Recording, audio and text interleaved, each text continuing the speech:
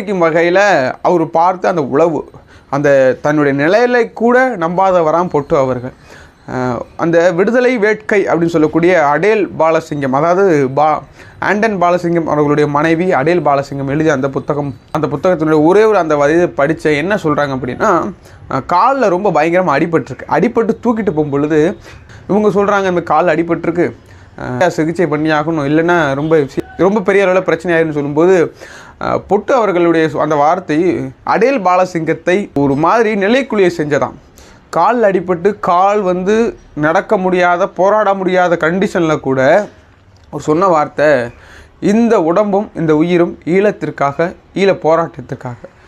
இந்த உயிரும் உடம்பும் போனால் அது புலிகளினுடைய போராட்டத்திலையும் ஈழ மக்களினுடைய அந்த உணர்வுக்காகவும் தியாகத்துக்காகவும் தான் போகுமே தவிர சம்மந்தம் இல்லாமல் போகாது, நீங்கள் கவலைப்படாதீங்கன்னு சொல்லி